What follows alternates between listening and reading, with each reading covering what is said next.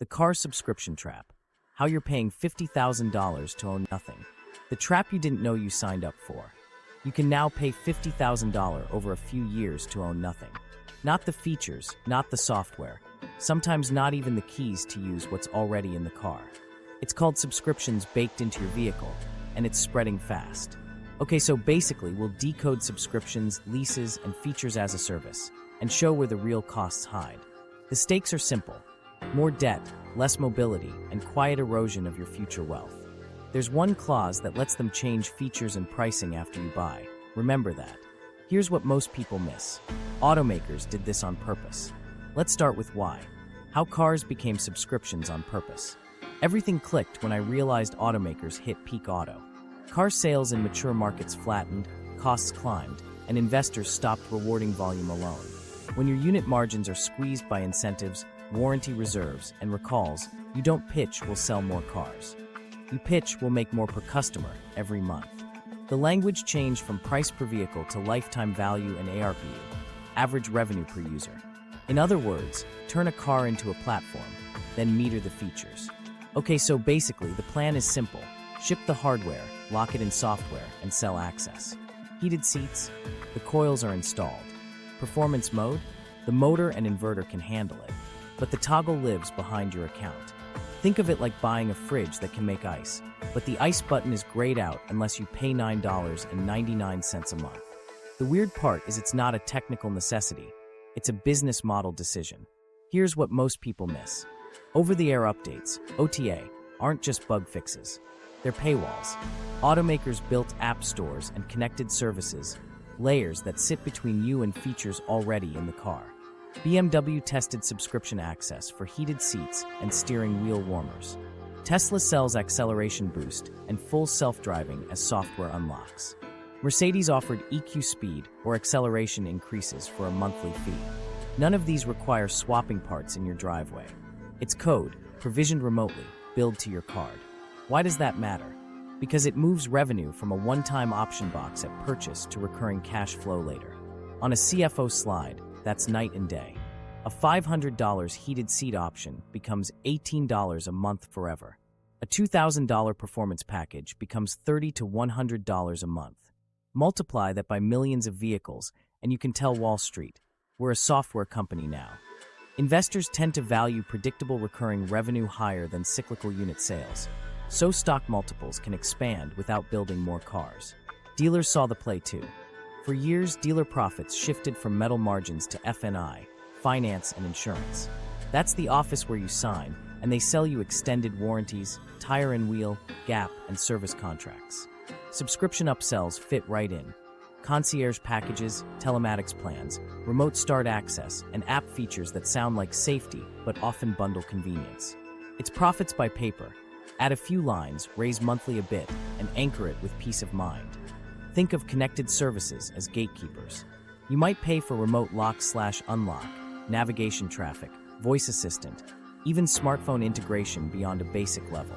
Some brands sunset features after a trial and nudge you toward the plan that re-enables them. It's not exactly bait and switch, but it leverages habits. Once you use preconditioning or lane-keeping customization daily, losing it feels like a downgrade, even if the car didn't physically change. Now regulation is trying to catch up. Right-to-repair advocates argue that software locks block independent repairs and reduce owner control. There are antitrust murmurs around tying hardware to proprietary service ecosystems. The EU has pushed on digital goods fairness and subscription disclosures. The US is a patchwork. Some states passed automotive right-to-repair provisions. The FTC has signaled scrutiny of dark patterns, and lawsuits challenge deceptive subscription flow. But here's the timeline reality. Policy lags tech. Each model year ships with deeper OTA hooks while regulators debate definitions. Here's the counterintuitive part. Shipping hardware locked can actually cut manufacturing complexity. One build, same seats, same sensors, same wiring harness. Then monetize capability later. Fewer SKUs, simpler logistics, higher gross margins. And if resale value weakens because features are tied to accounts rather than the car, that can reinforce control. The next owner pays again to unlock, and the OEM captures more of the lifecycle value instead of the used market. Let's talk investor guidance. Major automakers now break out software and services targets on earnings calls, software revenue per vehicle per year, attach rates for premium connectivity, take rates for driver assist bundles. They speak in SaaS metrics, ARPU, churn, cohort behavior. They run experiments, free 3 months, then convert, price elasticity tests by region, feature packaging to lift conversion. You'll even hear LTV/CAC language, lifetime value over customer acquisition cost, applied to vehicle buyers and lessees. Dealers, meanwhile, adapt scripts. The pitch goes, it's only $12 a month for remote start and safety alerts. Monthly framing disarms resistance. Over 36 months, that's $432 plus taxes. Add 1 or 2 more subscriptions, and you've silently offset the discount you negotiated on the sticker. And because many of these get added to your loan or lease, you may be paying interest on software. Here's what most people miss about leases and subscriptions. A traditional lease already separates usage from ownership. You rent the depreciation. Now layer features as a service. You're renting capability on top of renting the asset. If a feature boosts your driving experience, you pay monthly for access. If you return the car, the feature stays with the brand's server, not the physical vehicle. That makes your payments feel like a utility bill, not an investment in an asset. There's also a data dimension. Telematics streams driving behavior, location, and component health back to manufacturers. That data improves diagnostics, sure, but it also informs pricing and packaging. If analytics show drivers in cold climates are most likely to convert on heated features in November, expect targeted promotions. If they see high engagement with adaptive cruise on commutes, that bundle gets repriced. Data turns cars into feedback loops that optimize revenue, not necessarily your savings. You might wonder, isn't this just like smartphones? Kind of, but with higher stakes. Cars carry financing, insurance, and safety implications. If a phone app upsells you, you can switch platforms in 2 years without wrecking your net worth. A vehicle has multi-year obligations and heavy depreciation. Monetizing after the sale shifts more risk to you. If your budget tightens, losing core functions hurts more, and exit options are pricey. Right to repair pressure has nudged some wins, access to diagnostic data, parts availability. But software locks are a tougher frontier. The license to the code is almost always non-transferable, non-perpetual, and revocable under terms you accept at delivery or in-app. Which brings us to a key point we'll unpack later. The one paragraph that lets them change features and pricing after you buy. Remember that phrase, feature access not guaranteed. So why did automakers chase subscriptions? Because investors demanded recurring revenue, hardware parity made software gating feasible, dealers needed new profit centers, and OTA made it all scalable. A car that used to be a one-time sale is now a stream. Small add-ons that seem harmless, multiplied over years. It's the business model, not a tech inevitability. Okay, but what does this model actually cost you over time? The monthly number feels manageable, and the feature list looks generous. The real math lives in the background, across years, through fees and inside fine print. That's where $50,000 can disappear while you think you're saving a few bucks a month. Let's break down the quiet arithmetic next. The quiet math behind the $50,000 drain. Here's what most people miss. You don't buy cars with math, you buy them with monthly feelings. The payment sounds fine, the term feels distant, and the add-ons seem small. Okay, so basically, the only number that matters is lifetime total cost over your real holding period. Not the MSRP. Not the it's only $19 a month. The simple version is TCO. Payment plus taxes and fees, insurance, maintenance and repairs, subscriptions, and penalties. Then layer depreciation, the silent monster. Because that's the part you pay whether you see it or not. Quick gut check. If the monthly feels comfortable, ask yourself which bias is talking, payment myopia, optimism about future income, or loss aversion about giving up a feature you barely use. Why does this matter? Because comparing $499 versus $569 a month without context is how you lose. A $70 difference looks tiny, until you multiply it by 84 months, add interest, taxes, and turn on fees, and then realize you're also paying for connected services and feature unlocks that don't stick with the vehicle when you need to cut costs. The aha is shifting from "can I swing this?" to "what's my cost per mile over the years I'll actually keep it?" Let's break TCO down in plain English. Payment, principal plus interest on the loan or money factor on a lease. Taxes and fees, sales tax, registration, title, doc fees, acquisition, disposition. Insurance, premiums that rise with vehicle value, tech packages, and sometimes telematics-driven pricing. Maintenance and repairs, oil, tires, brakes, or items out of warranty surprises. Subscriptions, connected services, app features, OTA unlocks, maps. Remote start, driver assist tiers. Penalties, excess mileage, wear and tear at least turn-in, early termination, and random reactivation or transfer charges. Add it up, divide by years and miles, and you finally see the real cost. Here's where the model bites. With buying and financing, you front-load paying, down payment, higher early interest. But as you own longer, annual cost tends to drop because depreciation slows and the note eventually ends. With leasing, you rent the steepest slice of depreciation, then hand the car back and start over. With subscriptions layered on top, your baseline never truly falls. Even if the asset ages, the features you want can stay on a meter. If you cycle every 3 years, you keep resetting depreciation to max and never benefit from the cheaper years. Hidden costs sneak in through the side door. Leases add acquisition fees up front and disposition fees at the end, plus charges for excess where that include curbed wheels, windshield chips, and beyond normal tire wear. There are telematics or connected services, line items that quietly auto-renew. OTA locks can mean functionality degrades after trials unless you pay. Exceeding mileage? Every 10,000 miles over a common cap at 25 cents a mile is $2,500. Real cash for usage that didn't feel like a big deal month to month. Here's the counterintuitive part. Depreciation capture often favors the manufacturer. When they set residual values on leases, they project future worth. If the used market sours, they bake protection into fees and end-of-lease inspections. If values rise, embedded software and account-bound features can keep upside with the brand because the next owner has to pay again for access, limiting the car's appeal unless reactivated. You take usage risk, they keep pricing power. Let's do a simple, conservative comparison across an 8-year horizon. Same model, 2 paths. Buyer A finances a lightly used 3-year-old car at a reasonable rate, pays it off in 4 years, and keeps it for 8. Buyer B leases new every 3 years and adds subscriptions for comforts and convenience. Buyer A, purchase price $24,000, $4,000 down, $20,000 financed at 6% for 48 months. Monthly around $469. Total loan payments roughly $22,500. Sales tax and fees, say $2,000. Insurance averages $1,600 a year, older car, 8 years total $12,800. Maintenance and repairs, early years light, later years heavier. Budget $1,000 a year on average, $8,000 total. Subscriptions? Keep it minimal, assume dollar beyond a phone connection.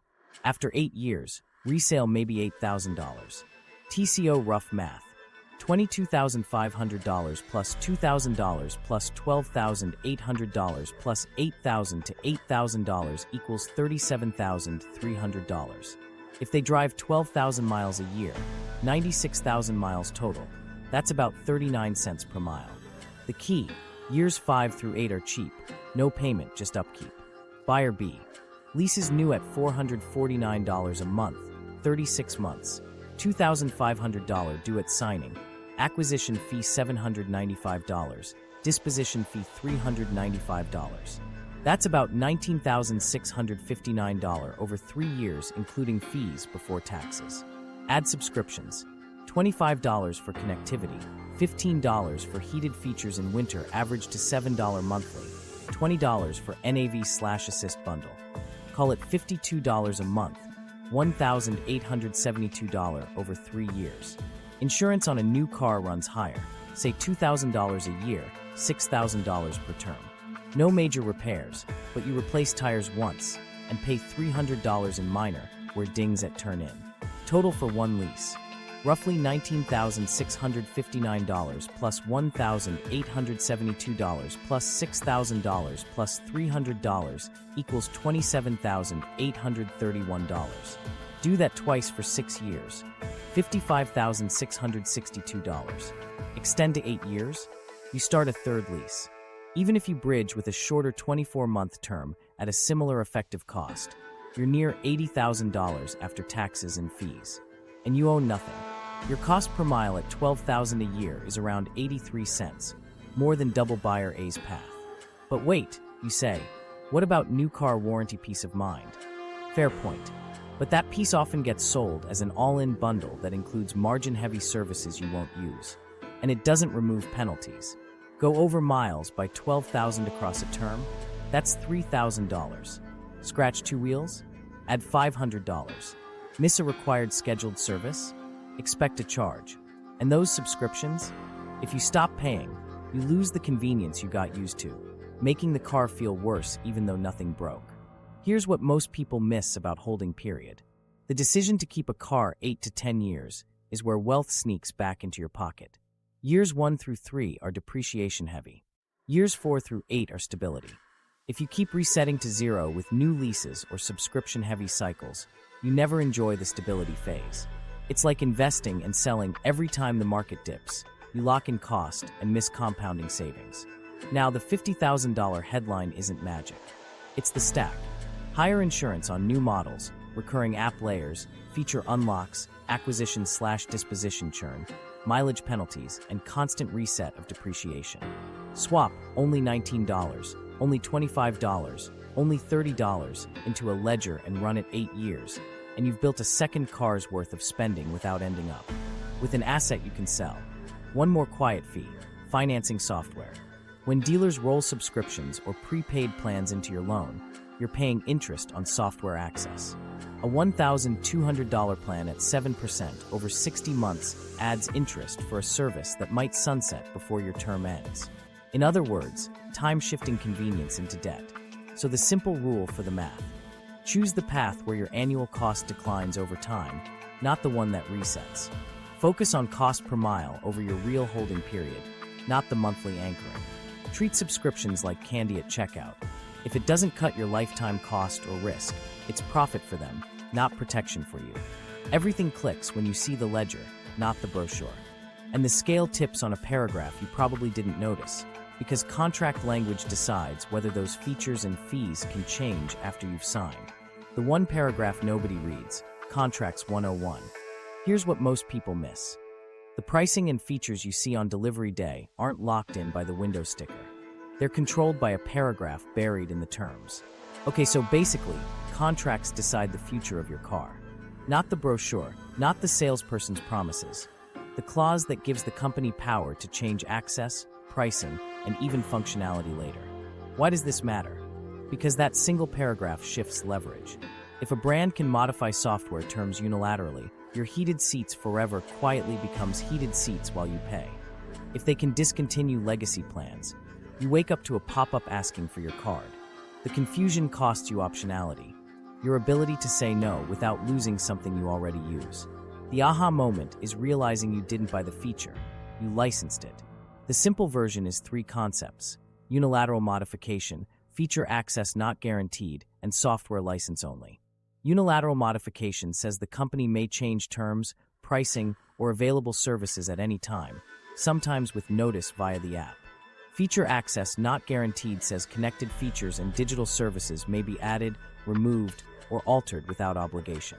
Software license only says you're not buying code. You're getting a revocable, non-transferable license to use it, often tied to your account, not the car. Think of unilateral change like your landlord being able to rewrite your lease midterm. They can't raise your rent tomorrow without consequences, but in software, that's common. Automakers frame it as service updates to maintain security and performance. In other words, they reserve the right to rebundle, reprice, or sunset features through an update. That's where OTA language enters.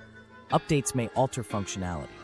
It sounds benign, like bug fixes, but it's a legal path to add or remove capabilities. Here's the weird part. Remote disable is often baked in. If a car can turn on a feature remotely, it can turn it off. Terms sometimes state that access can be suspended or terminated for non-payment, safety, or policy reasons. That's normal for a phone app. It's different when it governs defrosters, remote start, or driver assist settings you rely on. Brick by update isn't common, but the risk exists. An update can require new terms, and declining them can degrade service. Data consent is the shadow clause that loops back into your costs. Telematics terms authorize collection and sharing of driving behavior, vehicle health, location, and usage with affiliates or partners, sometimes including insurers and service providers. They say it's to improve products, fight fraud, or provide discounts. What it actually means is a feedback loop. Your data informs risk scores that shape premiums or loan pricing later. Say you opt into usage-based insurance for a 5% discount. Those habits may follow you across renewals and lenders, and if the model flags you as hard-braking, night driving, your rates can climb. You saved $12 today and traded permanent data capture. Nobody explains arbitration and class action waivers right, but they matter. Buried near the end, they say disputes must go to individual arbitration and you waive your right to class actions. That limits your leverage if a pattern emerges. Say, an update removes a feature across thousands of cars. Instead of one coordinated case, each owner fights solo. That raises dispute costs beyond what most people will spend, which quietly reduces refunds and keeps the monetization intact. Viral takeaway. If there's an opt-out window, use it within 30 to 60 days. Set a calendar now, so you're not trapped alone if a widespread change hits later. Here's a quick micro-story. A viewer named Kay reached out after her SUV lost the ability to auto-dim high beams post-warranty. The hardware still worked. The setting vanished into a Driver Assist Plus tier. Support said, a recent update grouped certain features for consistency and offered a 12-month plan. She pushed back. It worked when I bought it. The answer: feature access isn't guaranteed, see terms. She paid for a year, then sold the car. The resale listing said auto high beam, subscription ready. Translation: the next owner pays too.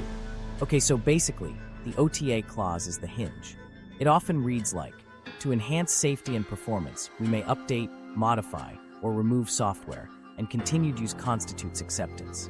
If you decline, services may be limited. That's the loop. Accept and live under new pricing. Refuse and lose functionality. It's not evil.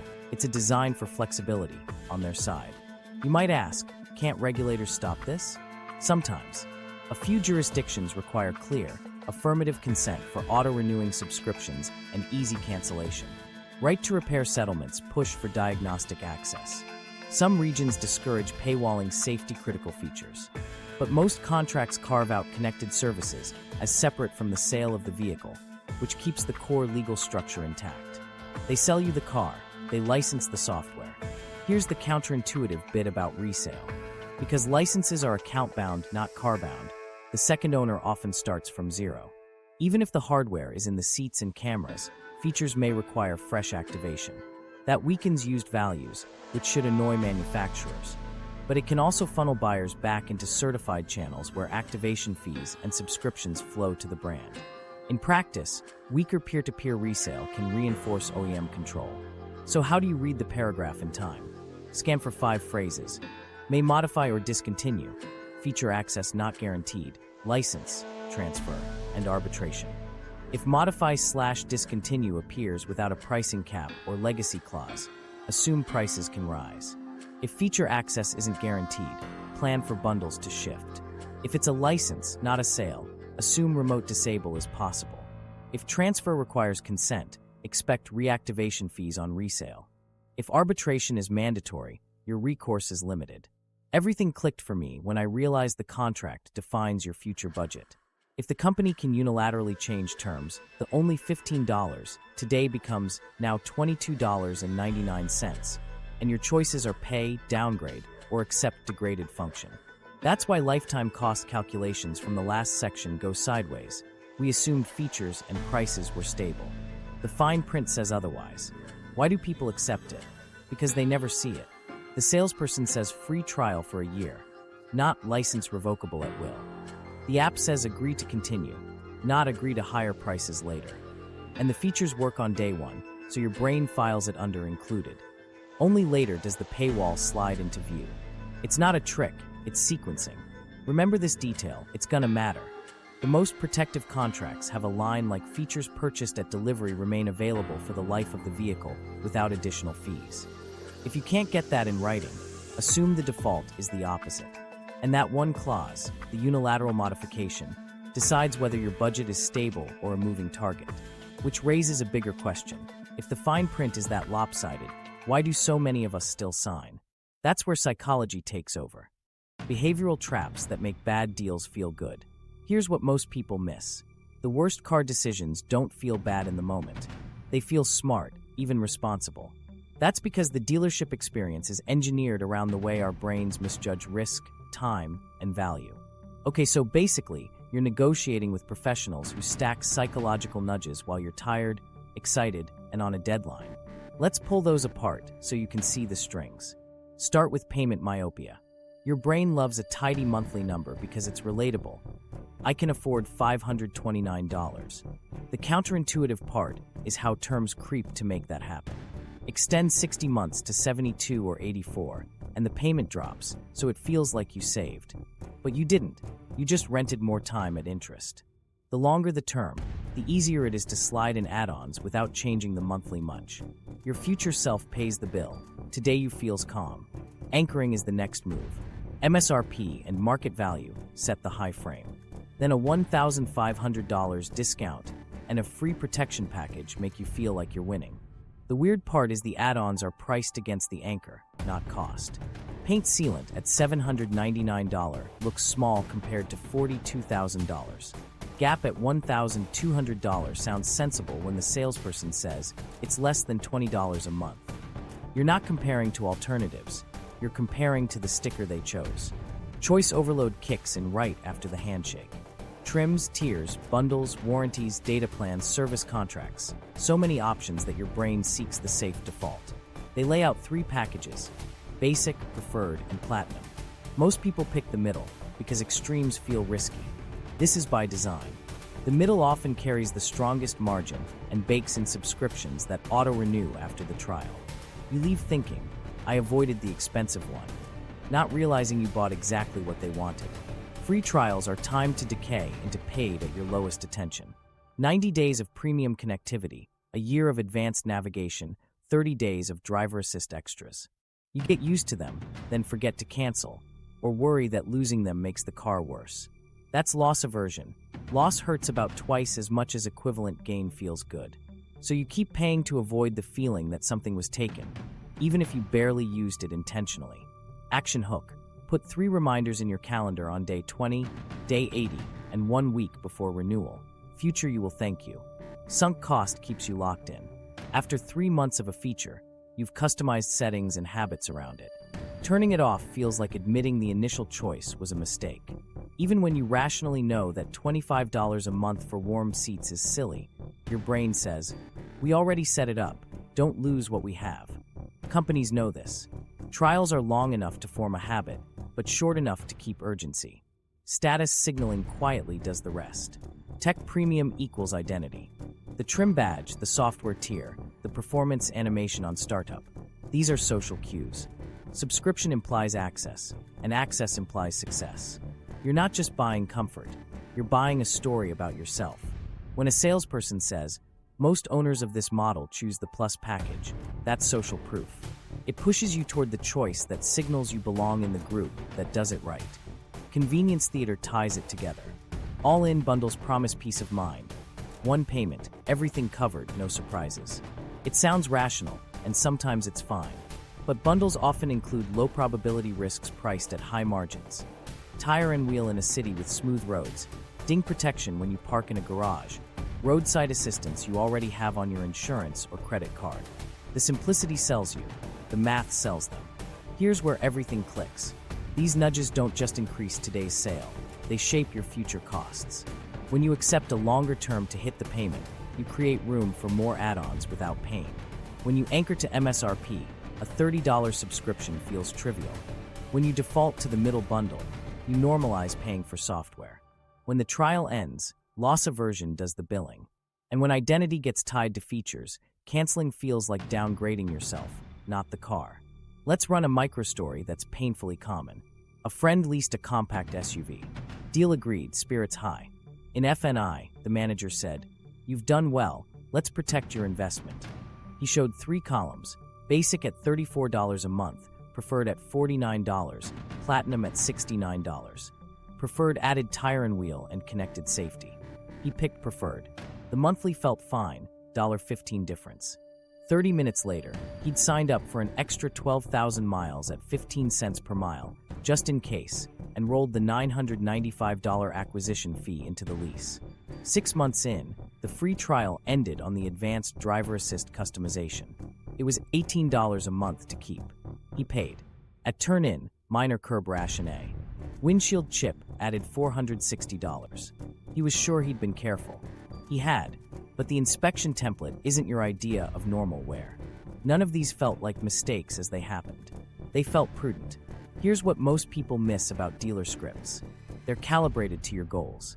If you say, I want the lowest monthly, they lengthen the term and backfill extras. If you say, I care about safety, they bundle convenience features under a safety label. If you say, I hate surprises, they sell the all-in plan. The words you use become the sales architecture. It's not malicious, it's skilled. Countermove script. My goal is lowest lifetime cost per mile, not the lowest monthly. No add-ons unless they drop my TCO. Itemize everything. The counterintuitive part is that saying no early makes later choices easier. If you set a hard rule, no term beyond 60 months, no subscriptions rolled into financing, no bundles without itemized cost per year, you remove the levers that make tiny add-ons feel harmless. Your future brain will thank present you for closing doors.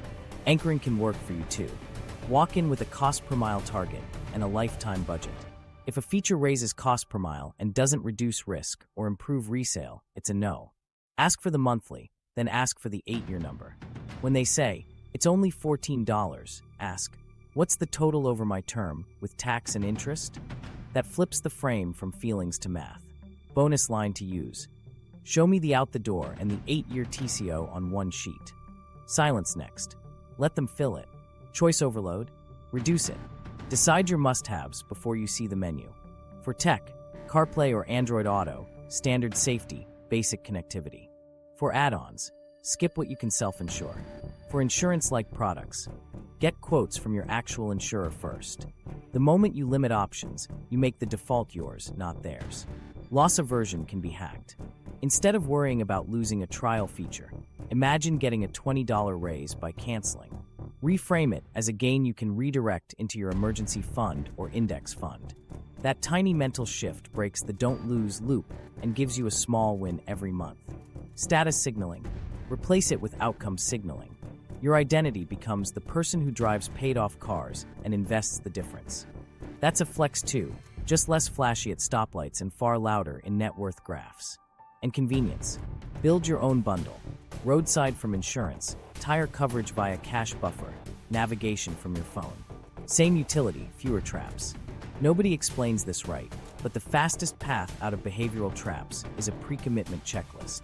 1 page, 5 lines. Term cap, walkaway add-on rule, subscription off by default, itemized totals in writing, 24-hour cooling off before signing. If a dealership can't honor that rhythm, that's your signal. Leave. Your strongest negotiation tactic isn't clever talk, it's time and the willingness to walk. Now zoom out. None of this is random. The business model depends on small frictions nudging you into recurring payments that feel painless today and compounding tomorrow.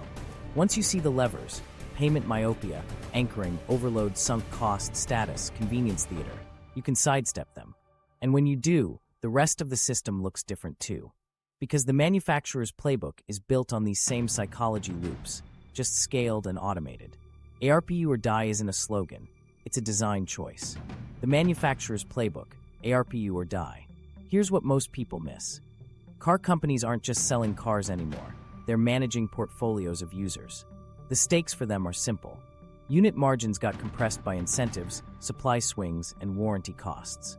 Capital markets reward recurring revenue with higher valuations. Therefore, the internal mantra becomes ARPU or die.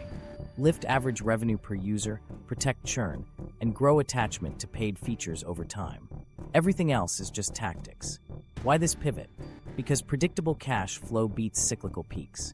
When a CFO can show software revenue per vehicle per year climbing, investors see a SaaS-like profile layered on a hardware base. The promise is every car is a node. If each node yields $20, $40, $80 a month in services, the fleet becomes an annuity. That story matters on earnings calls more than "we sold 2% more sedans." Okay, so basically, the KPIs now look like a tech dashboard. ARPU measures monthly or annual spend on connectivity, infotainment, driver assist tiers, energy services for EVs, and convenience bundles. Churn tracks how many users cancel after trials or at renewal. Attachment rate is the percentage of vehicles with at least one paid service. LTV/CAC models map lifetime value of a vehicle owner against cost to acquire and retain through promotions, trials, and dealer spiffs.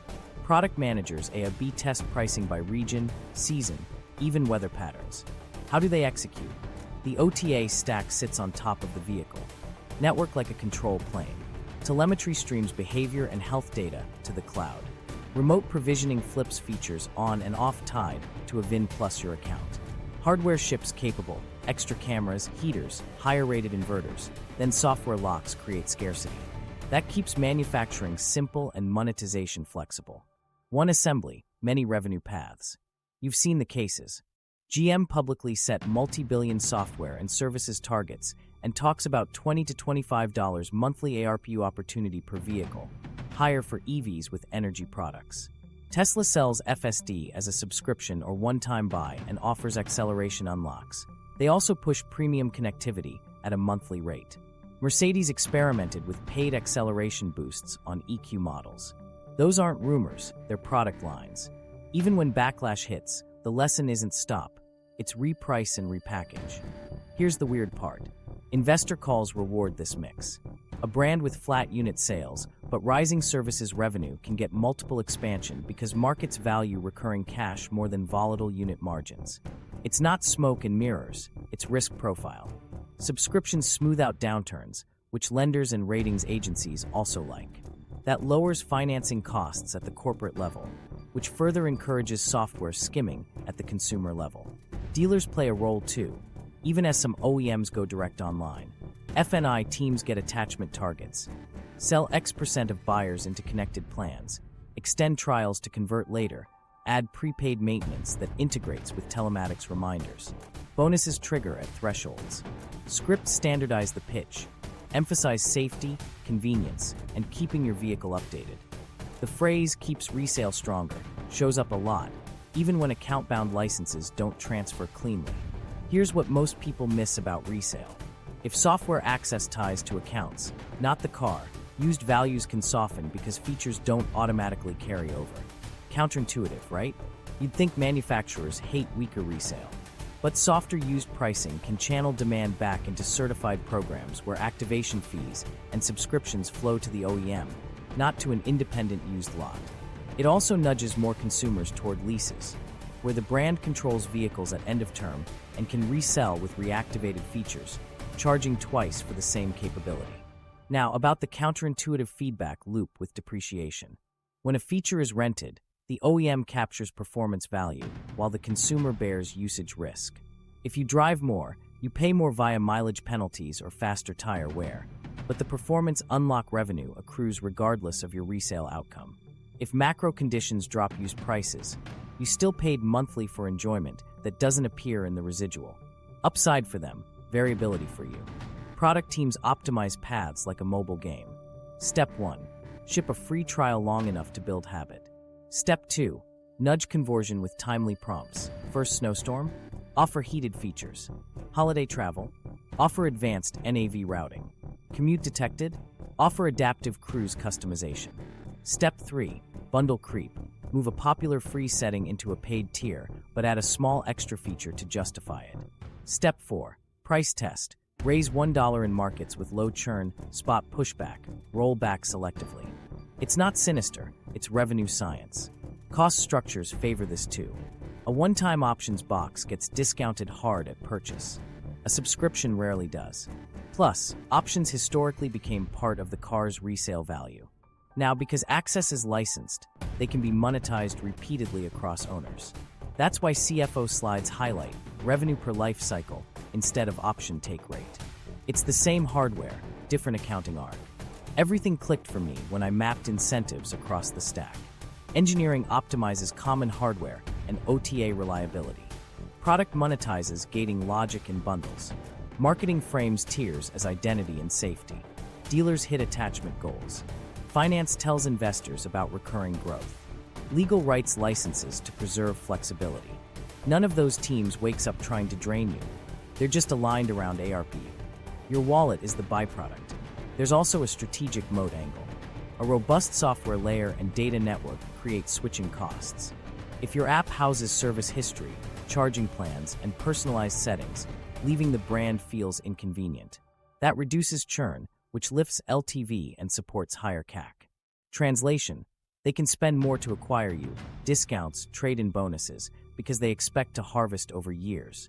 That's classic subscription math. Okay, so what's the counterplay? Step 1 is seeing the metrics from their side. If ARPU rises when you keep paid tiers, break the attachment by default.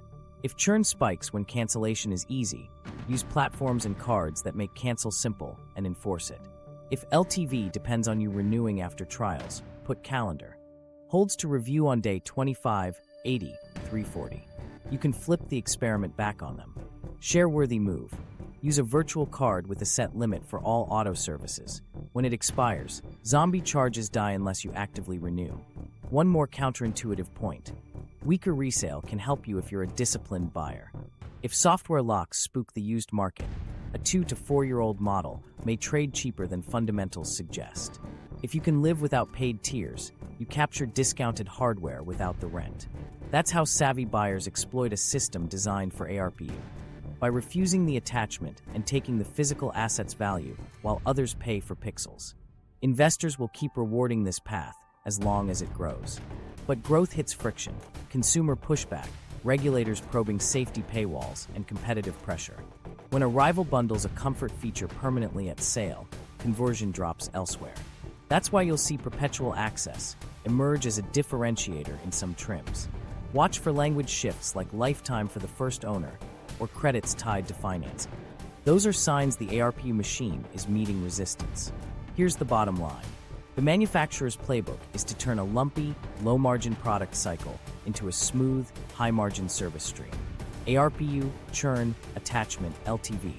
Those acronyms drive the choices that show up as $12 here and $29 there on your statement. If you understand that, you stop asking, why are they doing this? And start asking, do I want to be the user in their spreadsheet or the owner in mine? Financing, insurance, and the telematics squeeze. Here's what most people miss. The financing and insurance rails quietly lock in the subscription logic and stretch it across years. The sticker is just Act 1. The money is in term length, lease math, data-driven pricing, and small saves that cost you later. Okay, so basically lenders, insurers, and telematics turn your car into a payment stream that reacts to your behavior, and not in your favor. Start with longer terms.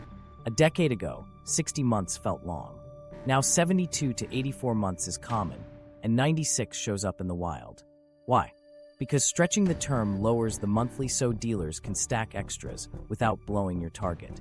The catch is interest drag. Pay $38,000 financed at 7% over 84 months, and you'll spend thousands more than a 60-month note, while staying underwater longer. That negative equity traps you when life changes. New job, baby move, and you need out. Lease math hides similar traps with different words. The money factor is the lease's interest proxy. Multiply by 2,400 to see the APR vibe. If the money factor is 0.0021, that's roughly 5%. Depreciation plus rent charge equals your base payment. Residual assumptions matter too. High residuals drop your monthly, but raise end-of-lease buyout prices. So even if you love the car, the buyout can be inflated relative to market, forcing you to restart a lease cycle or pay a premium to keep it. Fees complete the picture. Acquisition fees, $695 to $1,195, are baked into most leases. Disposition fees, $350 to $595, arrive at the end if you don't lease again from the same brand.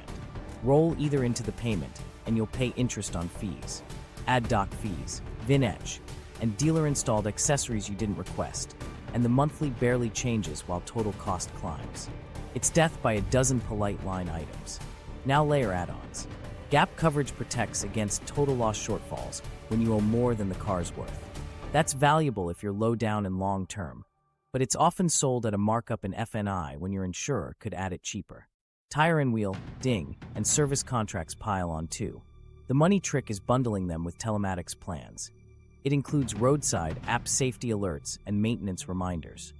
Translation: you're paying interest on software nudges and risk products with high margins. Usage-based insurance sounds like a modern fix.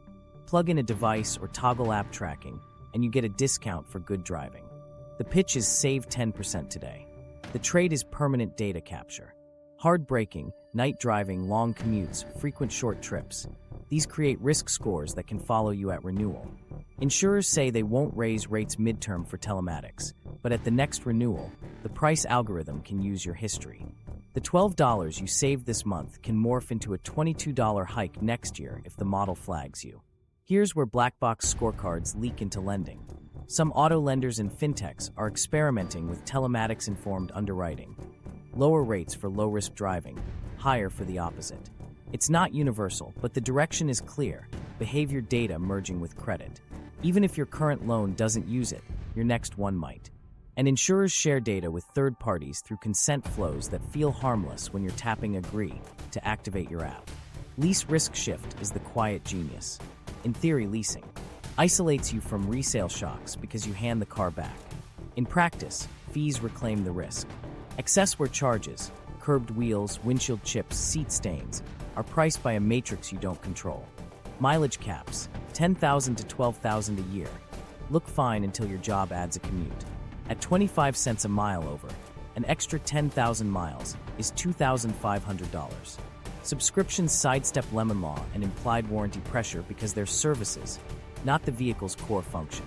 If a software feature glitches, they can say, "We're working on it," while billing continues. Let's run a concrete, save $12 per month, into the future. You opt into telematics on your insurance and get a 6% discount, $12 off a $200 premium. Nice. Over a year, that's $144. But your driving pattern includes late-night shifts and occasional hard stops in city traffic. The algorithm raises your risk tier at renewal. Your base rate jumps to $222. You call to protest, they cite driving data. You switch insurers. The industry increasingly asks about prior telematics and can obtain third-party scores. Your discount became a risk profile. Now consider financing rolled with software. The dealer offers a connected care plan, $995 for 3 years of app features, roadside, and maintenance reminders, rolled into your 72-month loan at 7%. The payment bump is only $17. Over the term, you'll pay interest for 4 extra years on a service that ends at year 3 unless you renew separately. Worse, some features may change midstream due to the unilateral terms we discussed. You finance something that can be rebundled without your input. Telematics also pushes maintenance timing. Smart alerts are useful, but they can be tuned to recommend earlier service intervals at the dealer. The app nudges you. Service due soon. You book, spend a few hundred, and keep the warranty happy. Independents can perform maintenance, but some cars gate service resets behind proprietary tools or subscriptions. Right to repair fights help, but the friction nudges you toward the higher cost path. Here's the weird part about EVs. Insurance can be higher due to expensive bodywork, ADAS calibration, and battery-related risks. At the same time, OTA is deeper, so features and diagnostics live behind accounts. Lenders and insurers love the data for risk modeling. You might not love how it shapes premiums. If your region sees higher EV repair severity, rates reflect it, even if your personal claim history is clean. Money factor games deserve one more beat. Dealers can mark up the base money factor set by the captive lender, just like rate markups on loans. You'll never notice because it's presented as a monthly. Ask for the by rate and the marked rate, and for the calculation worksheet. If they resist, you found margin hiding in decimals. A 0.00020 markup looks tiny. It's material over 36 months. Okay, so basically, the telematics squeeze ties your car's economics to your habits. Drive at riskier hours? Pay more. Brake hard because someone cut you off? Pay more. Park on the street and collect will rash? Pay more. Opt out. Sometimes you can, sometimes the default is on, especially for connectivity needed for core functions. And once you're in the data stream, Getting out is harder than getting in. What's the counterplay? Keep terms short enough to avoid deep negative equity, 60 months or less if you can swing it. Refuse to finance software. If you want a service, pay monthly with a cancelable card, not inside the loan. For leases, negotiate mileage you'll actually use. It's cheaper upfront than penalties later. Demand itemized fees and the base money factor, and compare against independent financing. For insurance, get a non-telematics quote side by side with telematics. If you try tracking, set a calendar to reassess at renewal and be willing to switch. One last example to lock it in. 2 drivers, same compact crossover. Alex finances 60 months, no rolled-in services, declines telematics, shops insurance annually, and uses an independent mechanic post-warranty. Jordan finances 84 months, rolls in $1,600 of plans, adds connected care, and joins usage-based insurance. 3 years in, Alex's rate drops after refinancing as credit improves. Jordan's premium rises on telematics score and can't refinance easily due to negative equity. The cars look the same in the driveway. The budgets don't. This isn't just a car problem. It's how your financial ecosystem gets trained to see you as a revenue stream. The solution isn't paranoia, it's control. Shorter terms, clean contracts, cancelable services, and data minimalism. Because once your payment reacts to your behavior, every mile has a price you didn't negotiate. The wealth drain you don't feel until it's too late. Here's what most people miss. Recurring payments don't just nibble at your budget. They restructure your entire savings life. Okay, so basically every auto-linked subscription, extended term, and only $15 decision lowers your savings rate. And when your savings rate drops, compounding dies. That's the quiet damage. You don't feel it this month. You feel it a decade from now when your net worth looks smaller than your effort deserved. Why does this matter? Because wealth is less about income and more about the gap between income and expenses, multiplied by time. A car payment plus layered services narrows that gap. The aha moment is realizing that getting to a paid-off phase is what widens the gap again. If you never reach it, because you lease, roll negative equity, or stack subscriptions, your gap stays thin. Thin gaps don't compound. Let's put numbers on it. Redirecting $250 a month to an index fund for 8 years at a conservative 7% annual return becomes roughly $29,000. That's just 8 years. Keep contributing and compounding for 20 years, and it's near $130,000. Now flip it. Spend that $250 on comfort subscriptions, lease churn, and premium insurance tied to a new car, and you've torched not just $24,000 of cash flow over 8 years, but the growth on top of it. That's the $50,000 you don't see, cash plus foregone gains. Here's the weird part. The car feels affordable because the payment fits. Meanwhile, your emergency fund stays thin. Then life happens, job loss, medical hiccup, surprise move. Non-cancelable contracts and must-pay transportation eat the buffer. You sell investments at a bad time to stay current. That's fragility. When fixed obligations are high, small shocks become big setbacks. A cheaper, older, paid-off car turns the same shock into an inconvenience, not a crisis. The subscription stack magnifies this. Start with the vehicle, connectivity, navigation, remote access, feature tiers. Add the phone plan to run the app. Add the insurer's telematics plan. Add home internet for OTA updates. Add parking or toll services auto-recharging in the background. On paper, these look like separate decisions. In your bank account, they're one drain. And these charges rarely move down on their own. They only ratchet upward unless you actively cut. Mobility costs also tie to where you live. Suburban spread and weak transit turn a car from optional to mandatory. That's a mobility tax, money and time spent because there's no practical alternative. If you're a gig worker or rely on your car for income, the tax is steeper. You need reliable wheels, but the market sells reliability bundled with recurring software. That's the trap. To keep earning, you accept the stack. Here's what most people miss about negative equity. When used values soften, or when you rolled an old debt, your car can be worth less than the loan for years, especially on 72, 84-month terms. That blocks you from refinancing to a lower rate, blocks you from selling to downshift, and forces you to throw cash at a problem just to break even. Meanwhile, depreciation doesn't pause. It eats while you sleep. That's wealth running backwards. Generational effects show up quietly. High monthly auto burdens delay home down payments. A delayed home purchase shifts your equity curve to the right by years. Retirement contributions shrink when you're juggling payments.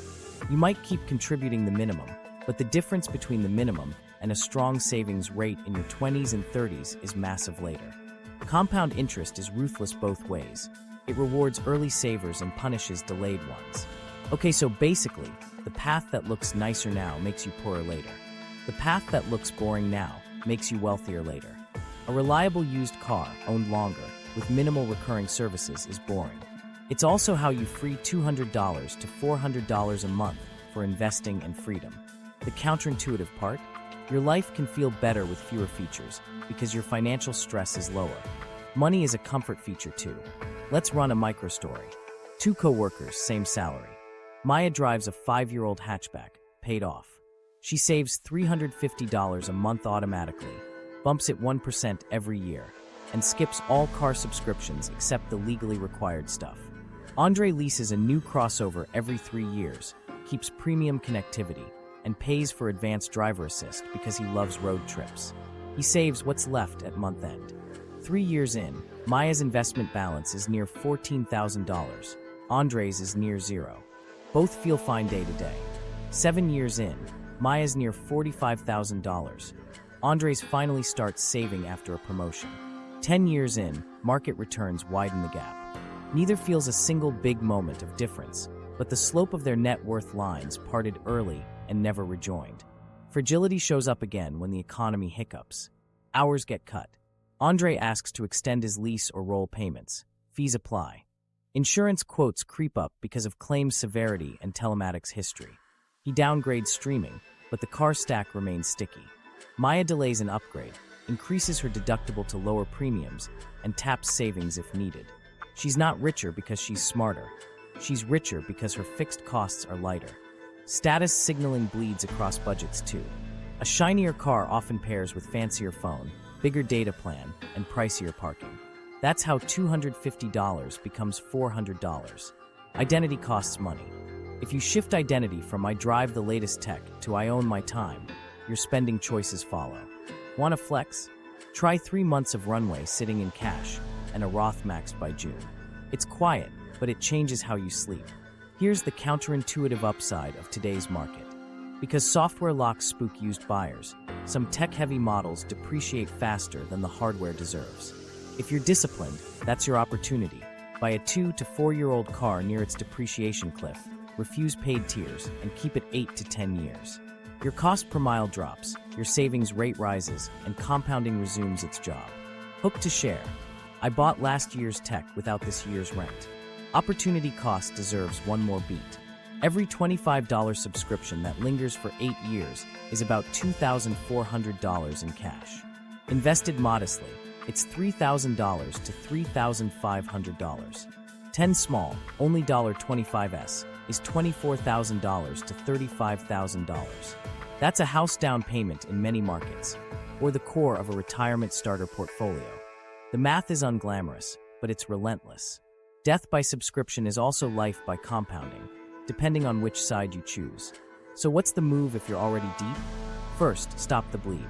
Cancel non-essentials, even for 90 days, to reset habits. Second, refinance shorter if you can swing it without straining your emergency fund. The goal is to exit debt sooner. Third, plan your next car as an ownership play. Used, reliable, features that are hardware, not subscriptions. Fourth, rebuild a 3 to 6 month buffer before you think about upgrades. The buffer is oxygen. Without it, every pothole becomes a crater. Everything clicked for me when I reframed the car as a pipeline. Money flows in from work and either pools in assets or drains through recurring obligations. The car can be either a controlled channel or a leak. If you cap the leak, shorter term, fewer subscriptions, longer hold, the pool rises. And once it rises, optionality appears. You choose jobs, you choose neighborhoods, you choose how you spend time. That's wealth. It doesn't come from features.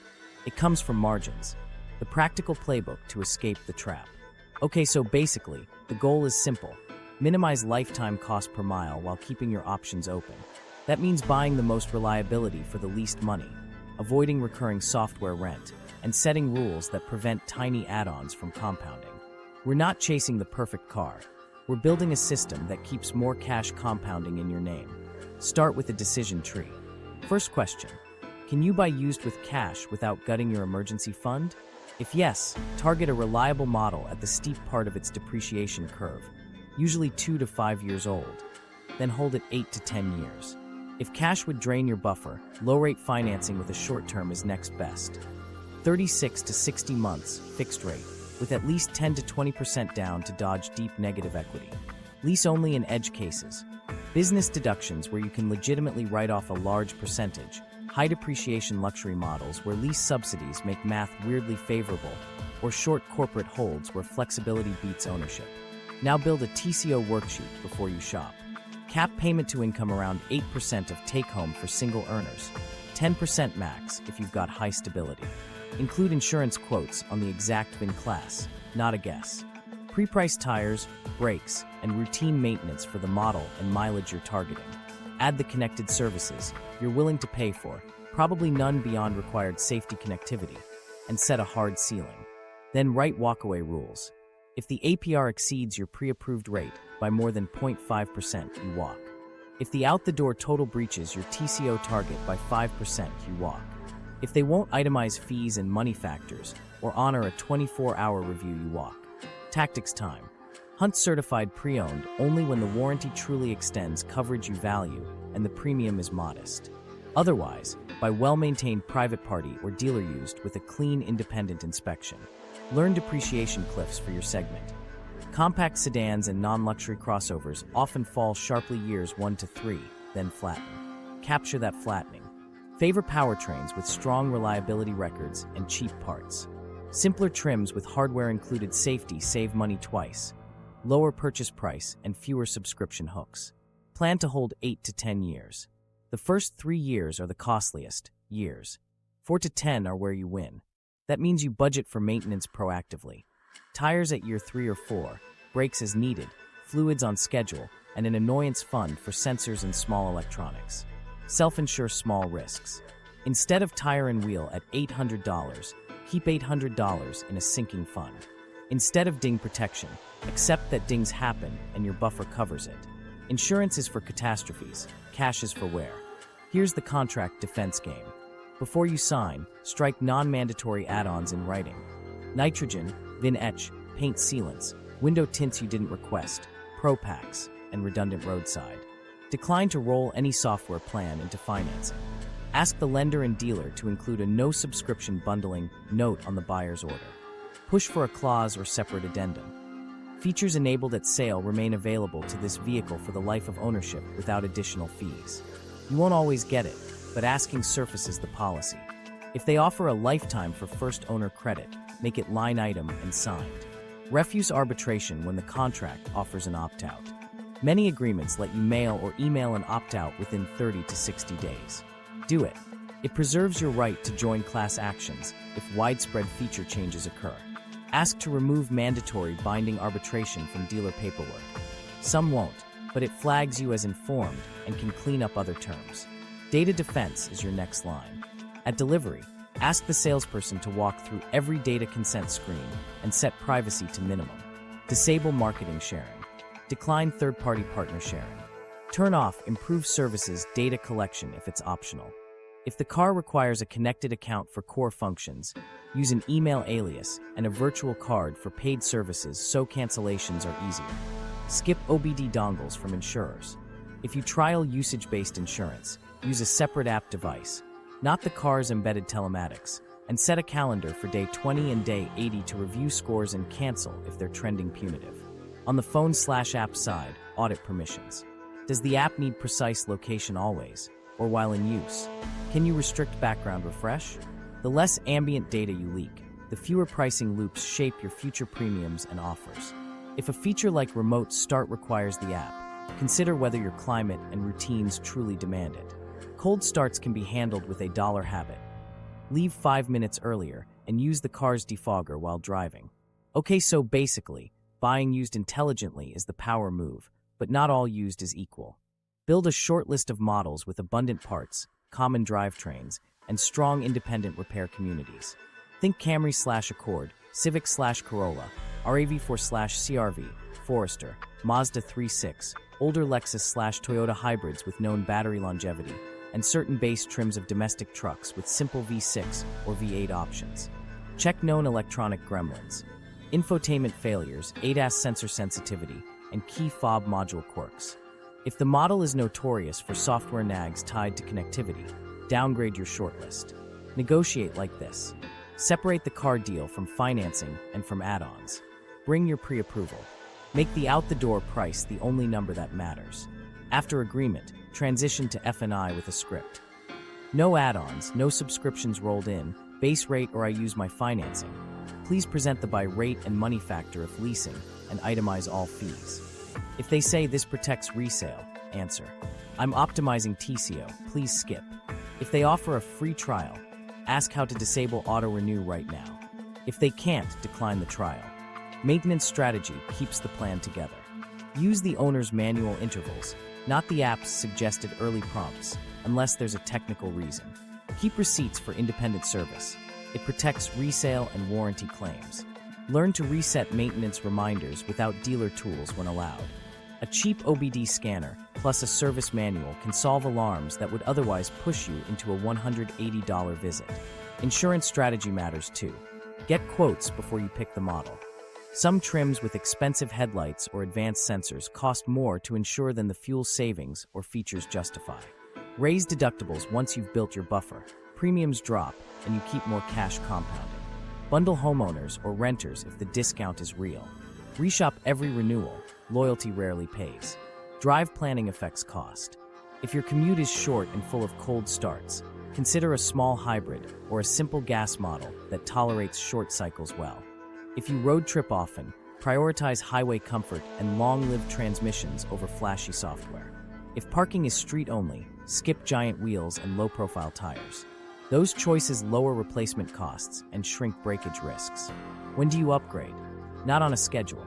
Upgrade when repair frequency and cost breach your annoyance fund's annual target or when safety-critical failures appear that aren't economical to fix. Run the math. If annual repairs exceed a year of payments on a sensible replacement and reliability is trending down, you move. Otherwise, you hold. Boring wins. If you must lease in an edge case, set guardrails. Get the by rate money factor. Negotiate the price like a purchase. Pick a realistic mileage cap and pre-inspect 60 days before turn-in to fix cheap items yourself. Decline where packages. Instead, budget for a mobile wheel repair and a windshield chip fill near the end. Never roll negative equity into a lease. That's how you become a payment prisoner. Everything clicked when I realized the best feature is optionality. Optionality is a paid-off car that does what you need, contracts you understand, services you can cancel, and data you control. It's a TCO worksheet you trust more than a salesperson's smile. It's a pre-commitment rule that says no for you when the pen is hovering. Share this rule with a friend before they shop. Accountability beats impulse. So your practical playbook is 5 moves. Buy reliable used near the depreciation cliff. Finance short or pay cash without killing your buffer. Strip contracts of add-ons and software financing. Run data minimal and services cancelable. And hold the car long enough for the cost curve to flatten and your investments to compound. If you still want cutting-edge tech, you can do it, but with constraints that protect your wallet. That's next. If you insist on new tech, do it like this. Okay, so basically, if you want cutting-edge features without wrecking your budget, you've got to separate safety you keep from comforts they rent back to you. Prioritize hardware-included safety, airbags, a strong crash structure, standard AB with pedestrian detection, backup camera with physical guidelines, and enough sensors for blind spot monitoring without paywalls. The simple version is, buy the hardware that saves lives, skip the software that sells convenience. If a feature is mission-critical, make sure it's included at sale, not activated later. Here's what most people miss. Many premium comforts are software-locked luxuries. Heated steering, seat ventilation controls, adaptive ambient lighting, route-based speed assist. They're nice to have, not need to have. If the base trim includes the same safety stack as the premium trim, get the base plus 1 or 2 factory options that are permanently enabled. Think of it like ordering a burger with cheese you own, not a cheese subscription. Negotiation is where you lock it in. Use one line. Perpetual access to features enabled at delivery, no recurring fees for those features. Ask for an addendum that spells it out. Dealers will say they can't control OEM terms, sometimes true. Still, the request surfaces whether the feature is an option you own or a service you rent. If they counter with first owner lifetime credit, get it itemized with a VIN tie-in and signature. Avoid bundled subscriptions. Keep mandated coverage only. Basic connectivity required for emergency calling is fine.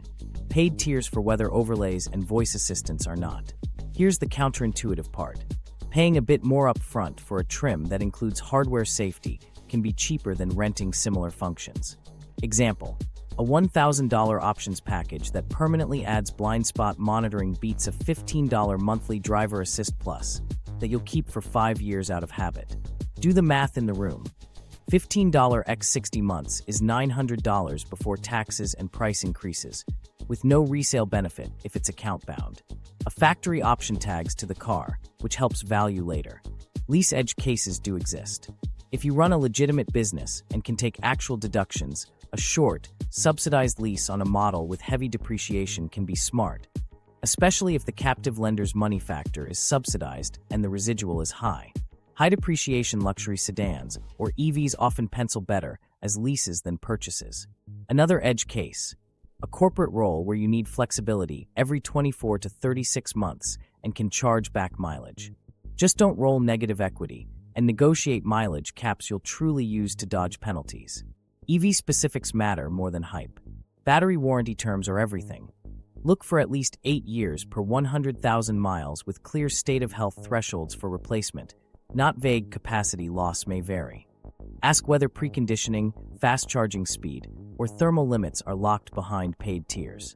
Some brands gate higher DC fast charge rates or route planning enhancements. If charge speed boost exists, assume it can move to a subscription. Get a written statement of the baseline capability included forever. Charging costs will decide your real TCO. Home level 2 with off-peak rates usually wins. If you're apartment-based and depend on public DC fast charging, price it now at current tariffs, then add 20% cushion. Ask the dealer to disclose their brand's roaming rates across networks. Some memberships mark up sessions. You don't want your fuel to be a subscription roulette. Software lock reality checks. Make a list of the tech you care about: adaptive cruise, lane centering, 360 cameras, parking sensors, one-pedal driving. For each ask, hardware or license. Always on or account tied. Transferable to second owner? If any answer is license, account tied, non-transferable, assume repurchase later. Decide if you can live without it. If not, walk to a brand that bakes it in. Your exit plan should be written before you sign. If you buy, plan resale windows when demand is stronger, before a major model refresh, or just after tax season when used buyers are active. Keep paper trails, maintenance, tire receipts, brake work, battery health reports for EVs. Avoid visual penalties. Repair curb rash and windshield chips cheaply before listing. If you lease, schedule a pre-inspection 45 to 60 days out, fix cheap dings yourself, and return with original accessories in the car: spare key, cargo cover, charging cable. These details save hundreds. Protect optionality. Don't roll subscriptions into financing so you can cancel anytime. Keep your loan term short enough to exit without negative equity. Use a separate card for all auto services and subscriptions. When it expires, the auto bill fails and forces a choice. You either renew intentionally or it dies quietly. That small friction protects you from zombie charges. Okay, so basically pick brands and trims that respect ownership. Some manufacturers bundle core safety without upsells and limit paywalls to entertainment. Others slice features fine and hide them behind trials. Read forums for real owner reports on what expired after year 1. Look for language like standard safety suite across all trims and lifetime maps updates versus connected navigation required. If a brand sells heated seats as a subscription in one market, don't assume they won't try it in yours later. On test drives, do a tech audit. Turn off cellular data in the settings if possible and see what breaks. If basic functions die, you're looking at tight tethering. Pair your phone, then unpair, and check whether essentials still operate. Can climate controls be set from physical buttons? Do safety alerts chime without a login? If the car turns into a nag machine offline, that's a preview of life under a paywall. One more EV wrinkle: software-limited battery capacity or motor output. Some models ship with larger packs, but restrict usable kilowatt-hour unless you pay. If you can't live with the lower range, don't gamble on unlocking later. Buy the configuration you need up front. For performance locks, ask if the upgrade persists across owners or resets. If it resets, resale won't reflect the value you paid. Finally, script your delivery day. You'll say, no auto-renew trials, disable marketing data, minimum required connectivity only. Please show me the cancellation screen for any service turned on. Note on the buyer's order that features enabled at delivery remain active without recurring fees as applicable. They may push back. That's your signal to pare down or pivot models. Add one line at the desk. If this feature requires a subscription later, remove it now or discount it today. If you insist on new tech, treat it like a tool, not a theme park. Own safety hardware outright. Avoid comfort features that live on a meter. Negotiate for perpetual access in writing or choose trims that include what matters. Use leases only when the math is undeniably tilted in your favor. Design an exit plan the day you enter. That's how you get the innovation without paying rent on your own car. Regulators and courts: what's likely, what's not. Here's what most people miss. Policy always trails product. Cars turned into software years faster than laws turned into guardrails.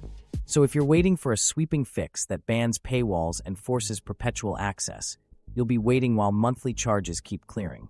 Okay, so basically, regulators will chip at the edges: disclosures, cancellations, safety carve-outs, not bulldoze the model. Why this matters: clarity rules change behavior. If every paywalled feature must be clearly disclosed as a subscription with renewal terms, cancellation steps, and total multi-year cost, fewer people drift into only $9.99. If safety features can't be paywalled, you won't see defoggers or basic crash avoidance tied to an app plan. The aha is separating what's politically feasible from what's wishful. Let's talk right to repair. Recent agreements push automakers to share diagnostic data, wiring info, and security protocols with independents under controlled access. That helps owners avoid dealer monopolies on maintenance. But software licenses are a different battlefield. Repair access doesn't equal ownership of code. Expect progress on serviceability, scan tools, calibration procedures, while the core license stays revocable and non-transferable. Subscription disclosures are next. The trend, both in the EU and in US states, is toward explicit opt-in, prominent renewal warnings, easy cancellation, and bans on negative option dark patterns. In other words, no burying the cancel button or hiding the total cost behind trials. The FTC has already signaled interest in deceptive subscription flows. Likely outcomes: clearer checkout, click to cancel, and standardized reminders before renewals. Digital goods ownership fights will keep simmering. EU consumer law leans stronger on durability and fairness, which could force longer support horizons and limit midstream removal of purchased features. The US remains a patchwork. Some states might treat certain paid features as part of the goods under sale of goods law, nudging courts to view removals as breaches. But blanket declarations that software is owned like hardware are unlikely. Expect nuanced rulings, not sweeping ones. Safety paywalls are the obvious regulatory target. It's politically clean to say, collision avoidance, basic lane alerts, rear cameras, and defogging should not depend on a subscription. Several jurisdictions will likely prohibit charging extra for those after sale, or require that if the hardware supports it and it was active at delivery, it must remain on without recurring fees. That's a narrow fix, but meaningful. What about over-the-air terms that allow unilateral change? Regulators can require conspicuous notice and meaningful consent for material changes that degrade functionality. Translate that as, if they plan to rebundle or remove something substantial, they'll need to notify you clearly, maybe offer alternatives, or allow prorations/refunds. But materiality will be debated. Moving a convenience toggle to a higher tier might not count unless it impacts safety or core usability. Arbitration and class action waivers? The federal posture hasn't banned these outright, but some states and courts have chipped away when terms are overly one-sided or confusing. You'll keep seeing judicial pressure for plain language and opt-out windows. That's your cue to actually use the opt-out where offered. If a broad pattern emerges, say, mass paywalling of formerly included features, class actions become more plausible where waivers are invalid or ignored. EU versus US split matters for global brands. The EU's digital services and consumer directives could force feature transparency, support timelines, and cancellation simplicity across their market, indirectly shaping global practices. The US will likely move slower. State attorneys general will pick high-profile targets for deceptive practices, while the FTC pushes standard disclosures. You'll get more sunlight, not a sunset on subscriptions. Antitrust. There's talk about locking hardware to proprietary services that disadvantage competition. A strong case might emerge if an OEM blocks independent service or insurance options using data gates. More likely, regulators will demand fair access to telematics for authorized third parties, with consent. That helps competition in repair and insurance. It doesn't erase the OEM's right to sell software tiers. What's unlikely? Blanket bans on OTA monetization. The ability to update cars is now safety-critical and efficiency-boosting. Lawmakers won't kill the channel. They'll shape conduct, no dark patterns, preserve safety, honor disclosures. Also unlikely. Retroactive refunds for years of subscriptions people chose amid vague terms. Courts and agencies rarely unwind the past at scale unless fraud is proven. Also unlikely. Universal perpetual ownership of software tied to the VIN. Manufacturers will defend license models as essential for security, liability, and innovation. Even if some brands market lifetime access for goodwill, it'll be voluntary or narrowly drafted, often lifetime of the first owner with conditions. That's marketing gravity, not regulatory force. Likely, truth in pricing at delivery. Expect window stickers, buyer's orders, and app stores to show total cost over typical terms and the exact steps to cancel. Expect timers before trials flip to paid and one-click cancellation. Expect standard language for feature purchased versus feature licensed. And maybe an icon system to signal which functions are safety, convenience, or entertainment. So, how do you operate under this reality? Assume no salvation. Use regulation as tailwind, not a plan. Design your deal as if you'll never get a refund, as if prices can rise, and as if data will be used to price you. That means demand disclosures in writing, pick trims with safety baked in, pay monthly for cancelable services outside of financing, opt out of arbitration where possible, and minimize data sharing. If law later improves your position, great, you're already protected. If not, you're still fine. Viral checklist to remember. No financing software, no auto-renew trials, no terms beyond 60 months unless the APR is unusually low and you can prepay aggressively. Remember this detail, it's gonna matter. Policy wins will make canceling easier and paywalling safety harder. Everything else, it's on you, contracts, configuration, and discipline. Which brings us back to the big idea we opened with. You protect wealth by owning what depreciates slowly, renting only what truly saves you money, and refusing to finance software. Let's close with the rule that keeps you out of the trap. The simple rule that protects your wealth. Own assets, rent liabilities, and treat cars like the middle. Shrink the payment, extend the years, and avoid paying rent for pixels. If it doesn't cut lifetime cost or reduce real risk, skip it. Want the step-by-step to execute this? Grab the free TCO worksheet and contract checklist linked below. Then watch the negotiating deep dive next to see exactly how to strip fees, cap terms, and lock in value. Subscribe, send this to a friend about to just lease it, and keep your money compounding in your name.